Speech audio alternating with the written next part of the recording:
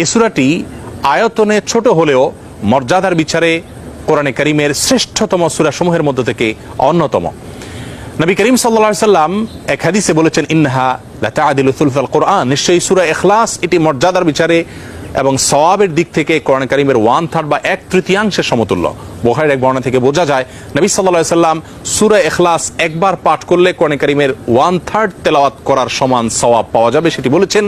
এর উপর ভিত্তি করে অনেক উলামায়ে কেরাম বলেছেন, 3 বার যদি কেউ কুল হুয়াল্লাহ সূরা বা সূরা ইখলাস পাঠ করে তাহলে আল্লাহ রাব্বুল আলামিন তাকে গোটা কোরআন একবার পড়ে শেষ করার সমান সওয়াব দান করবেন। অন্য আরেকটি হাদিসে বর্ণিত হয়েছে, এক ব্যক্তি সূরা ইখলাস পাঠ করেছেন, নবী সাল্লাল্লাহু আলাইহি ওয়াসাল্লাম সে শুনতে পেয়ে তিনি বলেছেন ওয়াজাবাত, অর্থাৎ তার জন্য ওয়াজিব হয়ে গেছে। সাহাবায়ে কেরাম জিজ্ঞাসা করেন, ইয়া রাসূলুল্লাহ কি ওয়াজিব হয়ে গেছে? তিনি বলেছেন তার জন্য জান্নাত ওয়াজিব হয়ে গেছে, জান্নাত আবশ্যক হয়ে গেছে। অন্য একটি বর্ণনায় তিনি বলেছেন, যদি কেউ 10 বার সূরা ইখলাস বা কুল হুয়াল্লাহ সূরা পাঠ করে আল্লাহ রাব্বুল আলামিন তার জন্য জান্নাতে একটি প্রাসাদ নির্মাণ করবেন। মসজিদে কুবার একজন ইমাম নিযুক্ত ছিলেন, যিনি প্রতি রাকাত ফরজ নামাজে সূরা ফাতিহা পাঠ করার পর যখন অন্য সূরা মেলানোর অপশন আসে তিনি প্রথমে সূরা ইখলাস পাঠ করেন, এরপর অন্য সূরা পড়েন। সাহাবায়ে কেরাম এবং সেই মসজিদের মুসল্লিরা নবী সাল্লাল্লাহু আলাইহি ওয়াসাল্লামের বিষয়টি উত্থাপন করলেন এবং তারা জানতে চাইলেন কেন তিনি এমনটি করেন।